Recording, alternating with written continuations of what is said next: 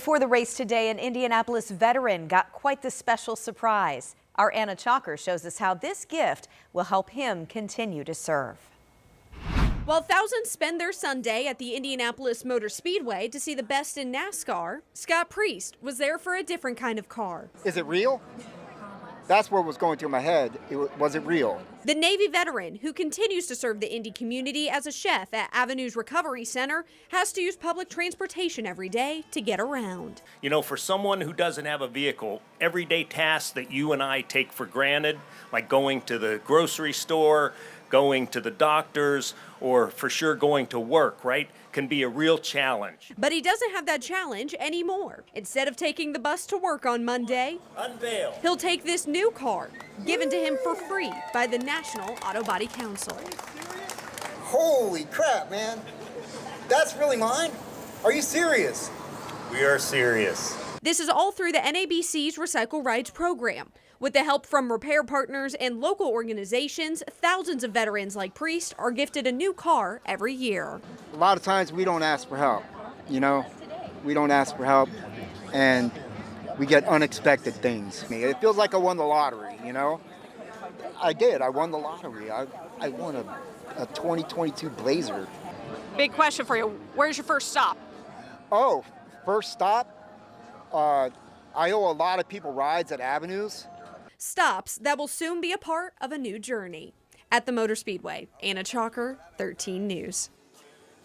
Yes, obviously our detectives are canvassing the area, hoping to speak with witnesses and so forth. We're taking what a I listen can tell you, to Sergeant William Young, who's talking about a quadruple shooting on the east side. Let's take a listen. We are not looking for anybody else in this particular area. We don't believe there's a suspect in this particular area. And I can tell you that all parties have been accounted for in this particular investigation.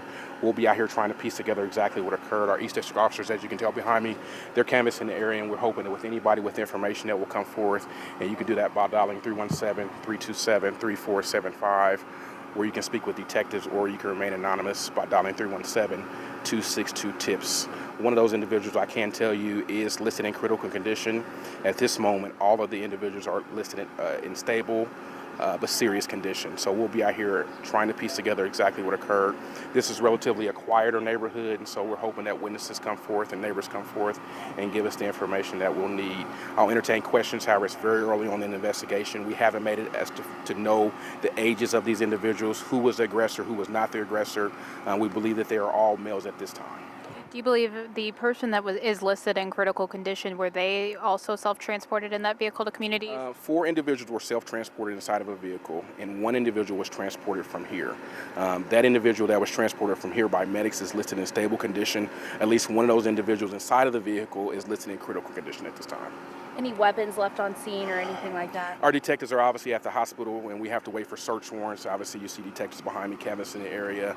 This is relatively a larger scene, as you can tell. We're looking for anybody with doorbell footage or camera footage to come forth and give us that information that we so desire. So we'll be out here for some time. Again, this is somewhat of a quieter neighborhood, and so I'm confident that neighbors will come forth with any information that we have. We're not looking for anybody else. Anybody is encouraged to dial 317-327-3475 and speak with our investigators if you have information. If you left before detectives were able to arrive and speak with you, that information that you provide is definitely important. Is there anything we're not asking or touching on that you would also like to share? Obviously, this case is in our beginning stages. Again, I can tell you that we're not looking for anybody. Okay, so you were listening to William Young with IMPD talking about a breaking news situation on the Far East Side. Here's what we know. This was near Hornicle Drive, which is near 38th and German Church on the Far East Side of the city. 4 people shot, 1 person, he said, in critical condition. Sergeant Young describing them as all males who were shot. Police now canvassing that area, searching for witness statements, looking for doorbell video, perhaps security video that might provide evidence in the area. 1 person they found shot at that scene, and then 3 others were discovered at Community East Hospital. Again, 1 critical, but 4 people injured by gunfire on the Far East Side. We'll continue to follow this for you, bring you any updates on WTHR.com throughout the evening. Meanwhile, police in Cumberland say a man and a boy were shot last night, and they are both recovering. Someone flagged down officers around 9:30 last night near Woodlark Drive and East New York Street about a shooting at an apartment complex. One of the victims is a man, the other a juvenile boy. We have a couple of people detained just because there was 10 to 15 people initially when that first officer got here. He wanted to get control of the scene, so we're kind of shifting through that. We are taking people out of handcuffs at this moment once we figure out what their role was, if they were just here, and something like that. We do not have any set suspects in mind at the moment.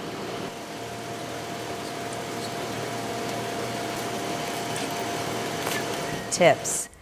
IMPD is investigating a crash that killed someone last night on the northeast side. This happened around 10 o'clock at Scarborough Boulevard East Drive and Fairwood Drive. Officers say at least one vehicle crashed and one person died at the scene. We're still working to learn more about the victim and exactly what caused that crash.